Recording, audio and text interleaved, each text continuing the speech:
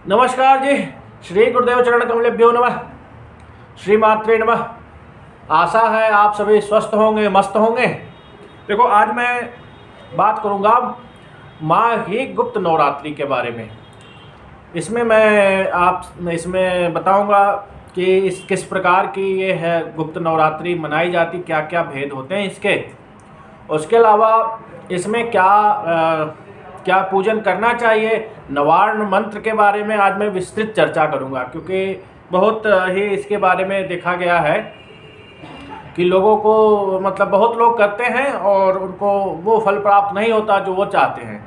दूसरा, कामना भेद के अनुसार जो है दुर्गा पाठ की बात करूंगा और नवार्ण मंत्र की बात करूंगा। उसके अलावा नंदा देवी की बात करूंगा जो इस नवरात्रि की मुख्य देवी हैं।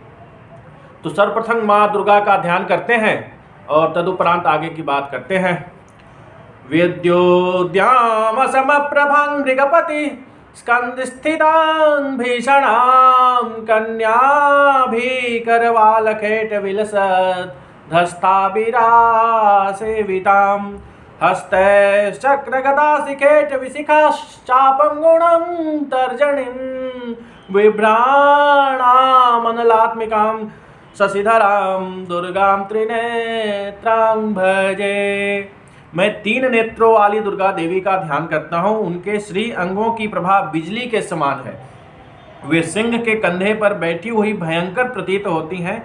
हाथों में तलवार और ढाल लिए अनेक कन्याएं उनकी सेवा में खड़ी हैं। वे अपने हाथों में चक्र, गदा, तलवार, ढाल, बाण, धनुष, पाश और तर्जनी मुद्रा धारण किए हुए हैं। उनका स्वरूप जो है अग्निमय है तथा वो माथे पर चंद्रमा की मुकुट धारण करती हैं।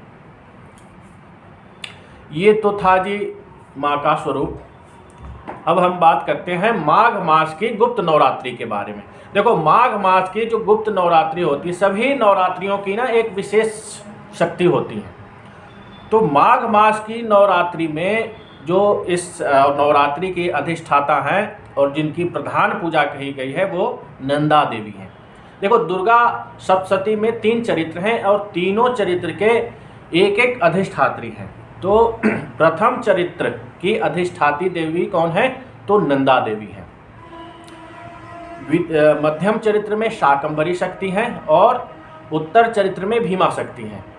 तो ये जो प्रथम चरित्र में नंदा शक्ति हैं उनकी प्रधान पूजा कही गई है इस माघ की गुप्त नवरात्रि में।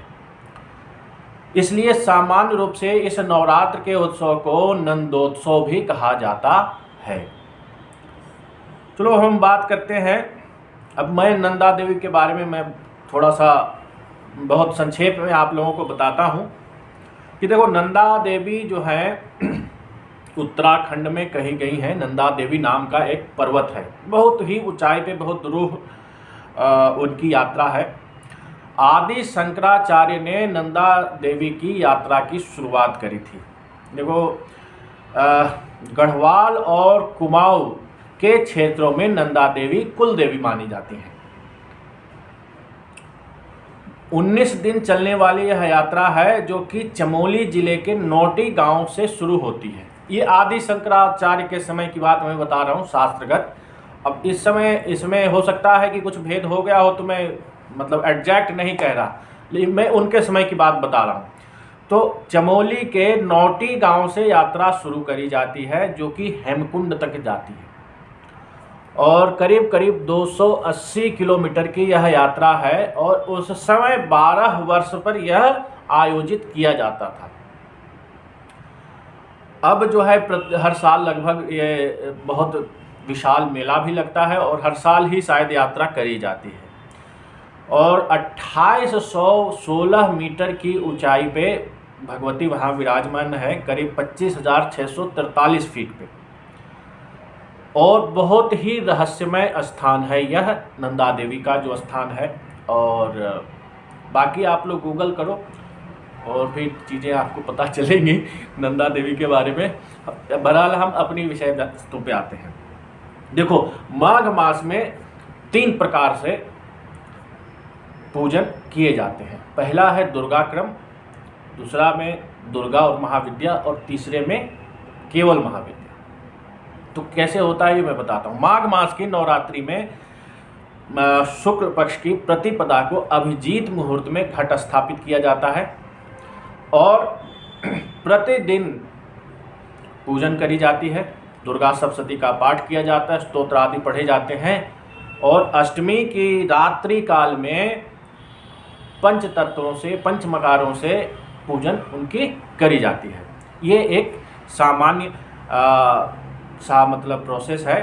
नवमी के दिन नित्य पूजन पाठ आदि करके, हवन आदि करके कन्या पूजन करी जाती है और फिर दशमी को विसर्जन कर दिया जाता है। ये एक सामान्य प्रोसेस है माघ की गुप्त नवरात्रि का। अब आ जाओ दूसरे वाले प्रोसेस पे। दूसरे वाले में दिन में पूजन करी जाती है, माँ दुर्गा की सप्तशती पाठ वगैरह करे जाते हैं और रात्रि काल में जिनकी जो भी इष्ट देवी हैं, महाविद्याओं में, 10 महाविद्याओं में या उससे इतर भी जो भी उनकी इष्ट देवी हैं, वो उनकी पूजा रात्रि काल में वो करते हैं, पंचमकारों से करते हैं अगर वो पंचमकार वाले हैं तो, या सामान्य रूप से जैसे जिसको जो भावना होती है वो इस तरीके से करती है।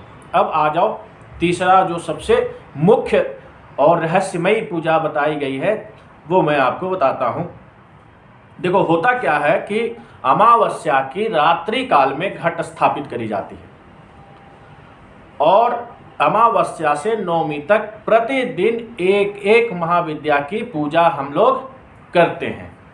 अब पूजा में क्या करते हैं? पूजा में प्रॉपर यंत्र आदि बनाते हैं, आवरण पूजा करते हैं, यंत्रार्चन करते हैं, सहस्त्रार्चन करते हैं और जो षोडशोपचार, राजोपचार, जिस तरीके से भी जो जिसको जो सामर्थ्य है उस तरीके से प्रतिदिन एक एक देवी की पूजा करी जाती है। कहने का मतलब यह है कि अमावस्या को महाकाली, उसके बाद प्रतिपदा को तारा, द्वितीया को त्रिपुर सुंदरी, तृतीया को भुवनेश्वरी, चतुर्थी को भैरवी, पंचमी को छिन्नमस्ता, षष्ठी को धूमावती, सप्तमी को बगलामुखी, अष्टमी को मातंगी और नवमी को माँ कमला की पूजा करी जाती है।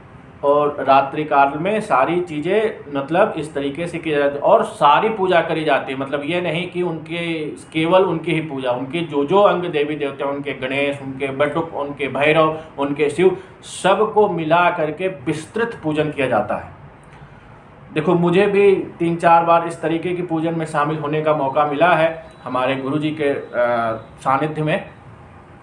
वैसे मैं ये नहीं कर पाता, मैं मतलब झूठ नहीं बोलूँगा कि क्योंकि इसमें एक तो धन भी बहुत खर्च होता है और ये एक आदमी की चीज़ नहीं, 4-5 आदमी अगर रहें साथ में तभी ये चीज़ें, ये इस तरीके के नवरात्र मनाया जा सकता है। क्योंकि इसमें बहुत काम होते हैं और मतलब आप सोच नहीं सकते, इतने तैयारी करनी पड़ती है, इतने विस्तृत पूजा ये होती है कि मैं आपको बता नहीं सकता।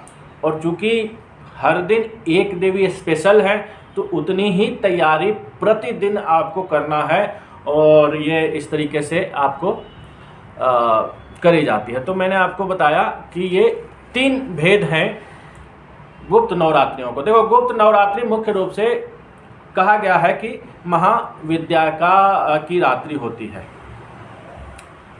और एक चीज़ बात बता दूं कि मधुकैटभ की वध करने वाली जो 10 मुखी 10 पैरों वाली जो महाकाली देवी हैं वो इसी नवरात्र में प्रकट हुई थी।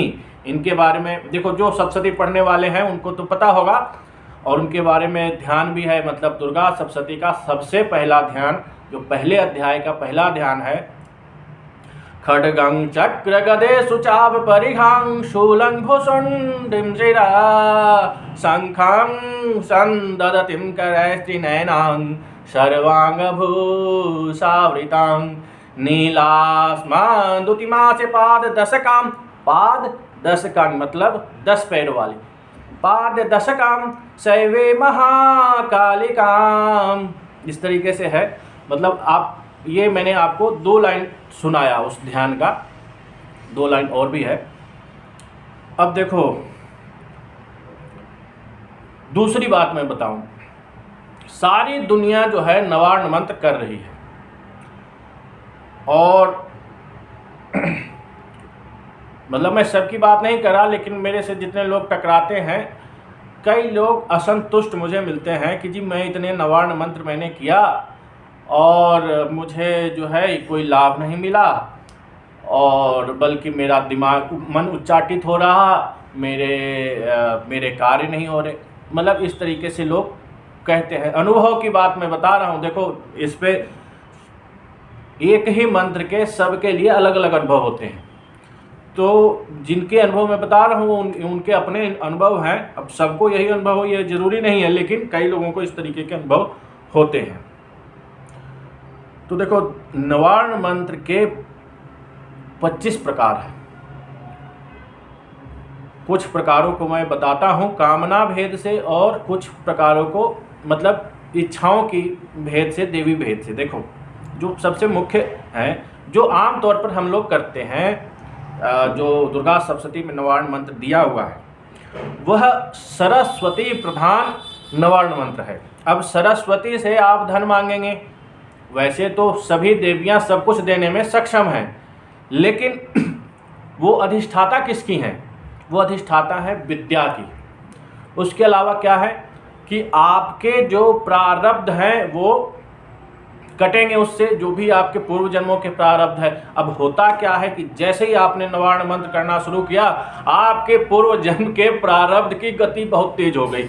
अब जैसे आपके पूर्व जन्म के जो प्रारब्ध आपको 2 जन्मों में 3 जन्मों में मिलना था, वो इतनी जल्दी से स्टार्ट हो गया कि मतलब करते ही कई लोगों की एकदम बैंड से बच जाती है। तो लोग अब मतलब परेशान होते हैं, उच्चाटित होते हैं, और प्रारब्ध की गति अगर बढ़ जाएगी तो स्वाभाविक है, कष्ट तो होता ही है, परेशानी होती है। तो इस तरीके से ये जो नवार्ण मंत्र हमारा दिया हुआ है दुर्गा सप्तशती में, ये विद्या प्राप्त करने के लिए और अपने पूर्व जन्मों के प्रारब्ध काटने, प्रारब्ध को सुधारने के लिए ये नवार्ण है। अब आ जाओ नवार्ण के दूसरा प्रकार। अब जिनको धन की लालसा है, आम तौर पे ये जो संसार है आज की डेट में, इसमें सबसे प्रधान चीज़ अगर कुछ है तो वो है धन। सारी दुनिया, सबको धन चाहिए, मुझे भी चाहिए, मैं मतलब किसी और को नहीं कह रहा, मुझे भी धन चाहिए, धन के बिना गति नहीं है। तो अब धन के लिए जो नवार्ण मंत्र है वह कहलाता है लक्ष्मी प्रधान नवार्ण मंत्र। उसके अलावा अब किसी के घर में क्लेश है, परिवार में समस्या है, या मान लो संतान आदि की वृद्धि के लिए किसी ने करना है, तो वह जो नवार्ण मंत्र है वह कहलाता है माया प्रधान नवार्ण मंत्र। उसके अलावा किसी को आकर्षण करना है, किसी को सुंदर होना है, किसी को मतलब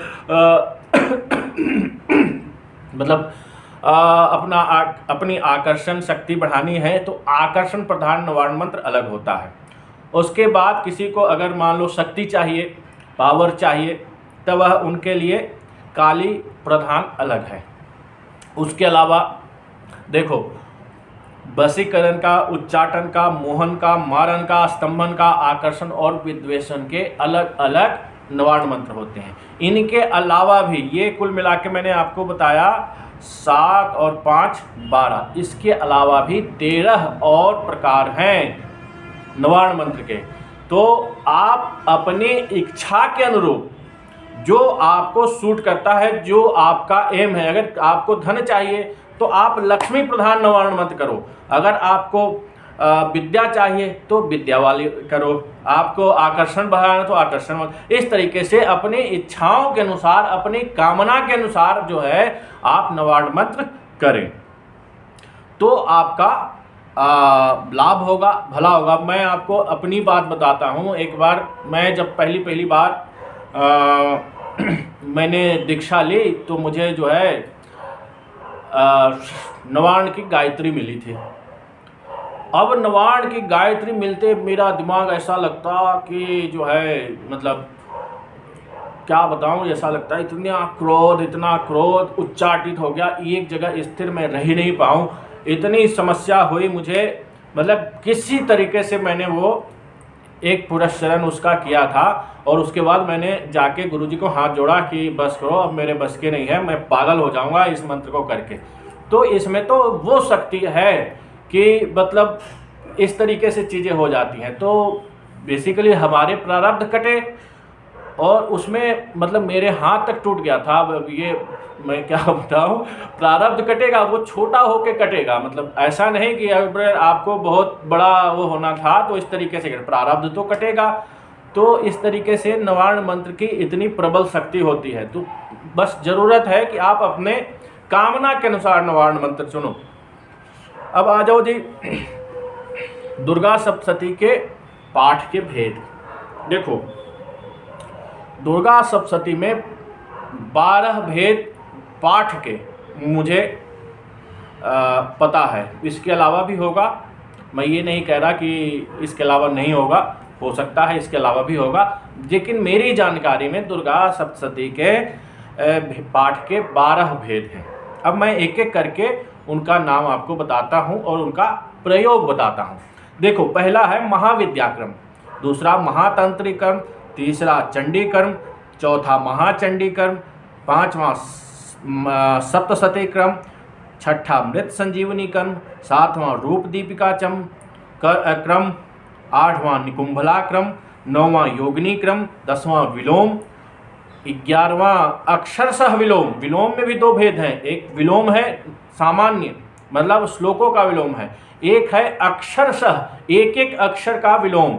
यह चीज़ें आजकल विलोम चंडी और अक्षरशः विलोम चंडी जो है सहज उपलब्ध नहीं है। ये काशी के विद्वानों के पास पुरानी प्रतियां होंगी, या आजकल छपता है तो कौन छापता है ये मुझे भी जानकारी नहीं। और 12वां है भैरव क्रम। तो ये 12 भेद हैं इनके। अब इनके मैं आपको प्रयोग बताता हूँ कि किस व्यक्ति को क्या प्राप्त करने के लिए कौन सा क्रम अपनाना चाहिए। देखो, महाविद्याक्रम में सामान्य तौर पर सभी कामनाओं की पूर्ति के लिए सामान्य रूप से महाविद्याक्रम होता है। दूसरा है महातंत्री, शत्रुनाश और लक्ष्मी प्राप्ति के लिए महातंत्री क्रम किया जाता है दुर्गा सप्तशती। महाविद्याक्रम में सभी कामनाओं के लिए ये महाविद्याक्रम करते हैं। दूसरा महातंत्री में शत्रुनाश और लक्ष्मी प्राप्ति के लिए। चंडी क्रम में शत्रुनाश होता है भयंकर। उसके अलावा है महाचंडी क्रम, इसमें शत्रुनाश और लक्ष्मी की प्राप्ति होती है। सप्तशती का क्रम जो है उसमें व्यक्ति को लक्ष्मी और ज्ञान की प्राप्ति होती है। यही क्रम मैं करता हूँ, सप्तशती क्रम। उसके अलावा अगर कोई आपके घर में बीमार है बहुत, या पूरे घर में ही बीमारी होती है, सबको कभी न कभी बीमार रहते हैं, तो मृत संजीवनी क्रम व्यक्ति को करना चाहिए। इससे सभी लोगों को घर में, या आपको या करने वाले को या जिसके लिए भी किया जा रहा है, घर परिवार में सबको आरोग्यता की प्राप्ति होती है। उसके अलावा रूप दीपिका क्रम, जैसे कि नाम से ही आपको पता चल रहा है, यह विजय और आरोग्य की प्राप्ति के लिए। उसके अलावा इसमें आकर्षण और खूबसूरती बढ़ाने के लिए यह क्रम किया जाता है। यह रूप दीपिका क्रम कहलाता है। उसके बाद आ जाओ निकुंभला क्रम। यह जो क्रम है ये रावण के द्वारा करी जाती थी। इसी पाठ चंडी पाठ से, निकुंभला की पूजन वगैरह से रावण ने सभी ग्रहों को अपने यहाँ बंदी बना लिया था, और यमराज को अपने यहाँ क्या कहूँ, अब नौकर कहना तो ठीक नहीं, लेकिन एक सभासद बना करके रखता था। उसके अलावा तो ये निकुंभला क्रम कहलाता है। अगर निकुंभला क्रम करने वाले बड़े बड़े मतलब राज्य और पता नहीं क्या क्या प्राप्त कर सकते हैं। हालांकि यह कठिन क्रम है और कई साल तक करना होता है।